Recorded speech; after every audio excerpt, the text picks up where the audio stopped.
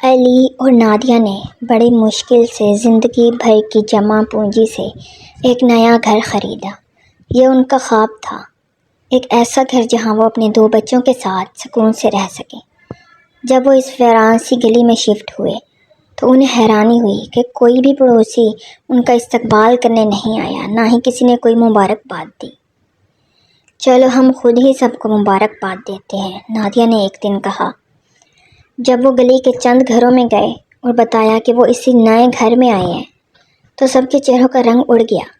ایک بوڑھی عورت نے کانپتی ہوئی آواز میں کہا، بیٹا تم لوگ وہاں کیسے رہ رہے ہو؟ ایک اور پڑوسی نے جلدی سے دروازہ بند کر دیا۔ علی نے ان باتوں کو نظر انداز کیا، لیکن نادیہ کے دل میں ایک ہلکی سی خلش پیدا ہو گئی۔ مجھے تو کچھ گڑبڑ لگ رہی ہے، نادیہ نے اپنی ساس تہمینہ بیگم اور علی سے کہا۔ علی نے اس بات کو ہنستے ہوئے ٹال دیا، ارے نئی گلی ہے، نئے لوگ ہیں، یہ سب عام ہے۔ لیکن نادیہ کی بے چینی بڑھتی جا رہی تھی۔ کچھ دنوں بعد اسے اس کی وجہ بھی سمجھ آنے لگی۔ رات کا پچھلا پہر تھا جب نادیہ کو یاد آیا کہ وہ تندور پر روٹیاں لگانے کے بعد آٹا چھت پر ہی بھول آئی تھی۔ اس نے سوچا کہ کہیں بلی یا کوئی اور جانور اس آٹے کو خراب نہ کر دے۔ وہ سیڑھیاں چڑھ کر چھت پر پہنچی۔ وہاں اندھیرا تھا، لیکن تندور سے ایک ہلکی سی آگ کی روشنی نکل رہی تھی۔ جو ہی وہ تندور کے پاس پہنچی، اس نے ایک سایہ دیکھا۔ ایک عورت تھی جس کے لمبے بکھرے ہوئے بال زمین کو چھو رہے تھے۔ وہ تندور پر روٹیاں لگا رہی تھی، لیکن اس کے ہاتھ اور جسم ساکت تھے۔ اچانک اس کا سر گھوما اور نادیہ کی طرف اس کا چہرہ ہو گیا۔ نادیہ کی سانس وہیں رک گئی۔ اس کی آنکھیں بڑی اور بالکل گول تھیں، جن میں ایک چھوٹا سا کالا نقطہ تھا۔ اس کی ناک انتہائی پتلی اور خوفناک تھی۔ ایک لمحے کے لیے نادیہ کو لگا کہ وہ شاید کوئی بھوت دیکھ رہی ہے، لیکن پھر اس عورت کی مردانہ اور غصے سے کانپتی ہوئی آواز گونجی، آ گئی ہو تم آٹا لینے، لے جاؤ۔ نادیہ یہ سنتے ہی وہیں بے ہوش ہو گئی۔ نیچے علی کو فکر ہوئی کہ نادیہ ابھی تک واپس نہیں آئی۔ اس نے اپنے 7 سالہ بیٹے کو کہا، جا کر دیکھو تمہاری امی کو اتنی دیر کیوں ہو گئی ہے۔ جب وہ اوپر پہنچا تو دیکھا کہ اس کی ماں فرش پر بھی ہوش پڑی ہے۔ اس نے بھاگ کر علی کو بتایا۔ علی نے فوراً نادیہ کو نیچے لے جا کر اسے ہوش میں لانے کی کوشش کی۔ پانی کے چھینٹے مارنے کے بعد جب نادیہ کی آنکھ کھلی تو وہ کچھ بھی بول نہیں پا رہی تھی۔ اس کی آنکھوں میں شدید خوف اور وحشت تھی۔ علی نے اسے آرام کرنے کو کہا اور خود چھت پر گیا تاکہ دیکھے کہ وہاں کیا ہے، لیکن جب وہ چھت پر پہنچا تو اسے کچھ بھی غیر معمولی نظر نہیں آیا، نہ تندور سے آگ اور نہ ہی کوئی سایہ۔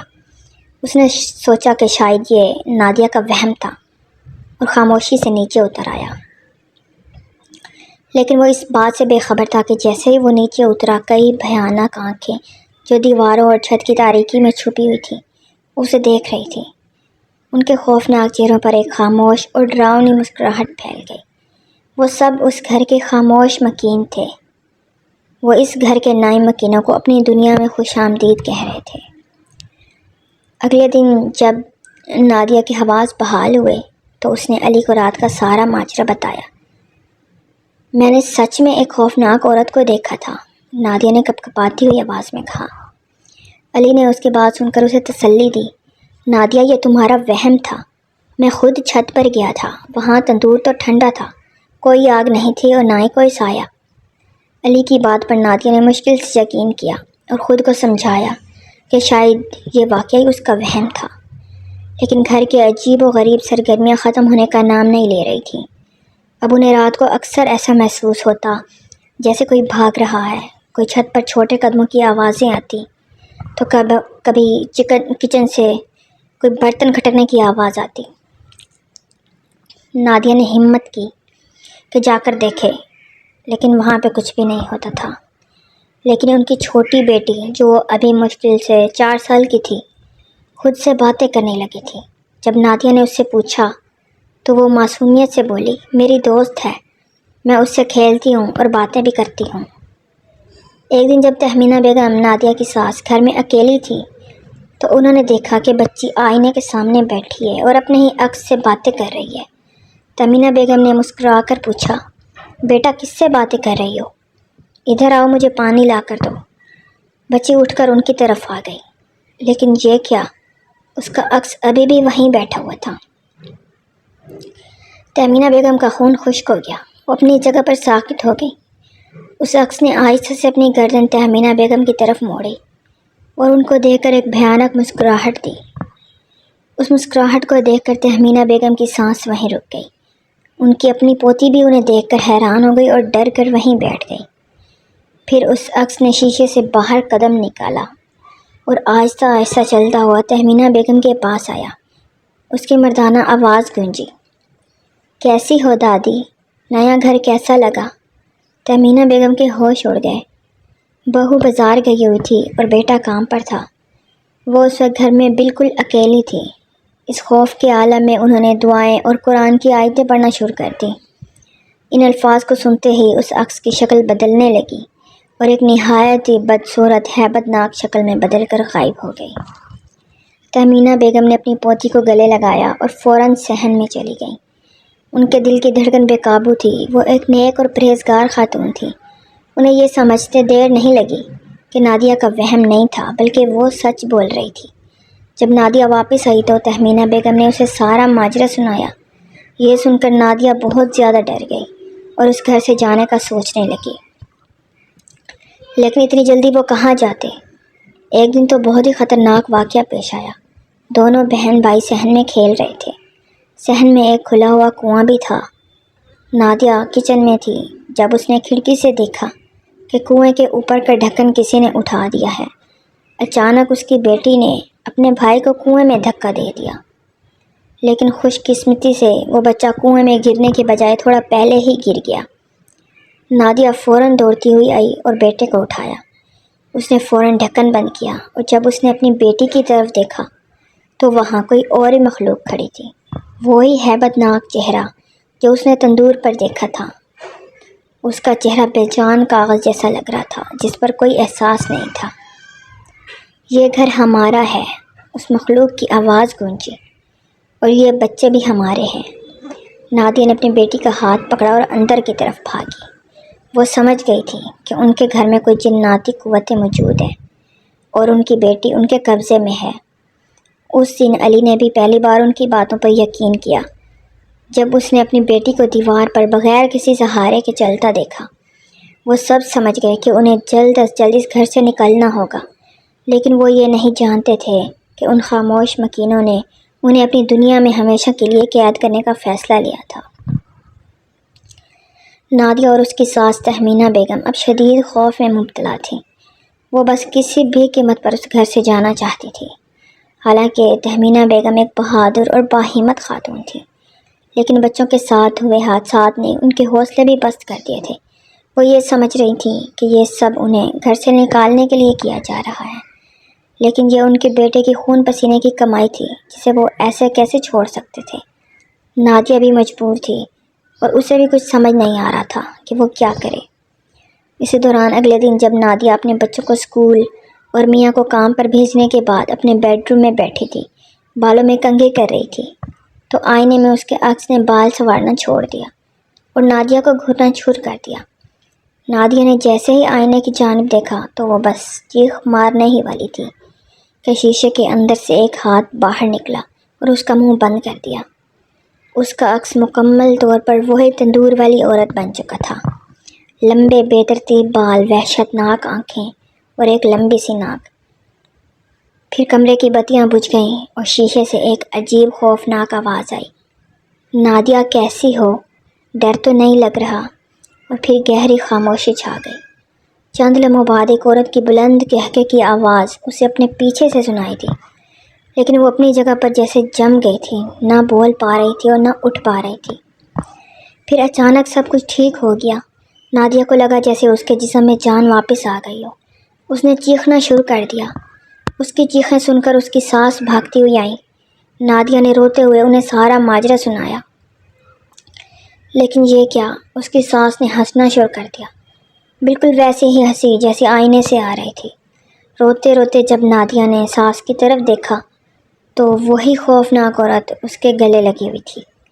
نادیہ نے اس سے بھاگنا چاہا، لیکن اس نے نادیہ کو مضبوطی سے پکڑ لیا اور سرگوشی میں کہا، تم نے مرنا ہے، اور پھر وہ غائب ہو گئی۔ جیسے کبھی وہاں کچھ نہیں تھا۔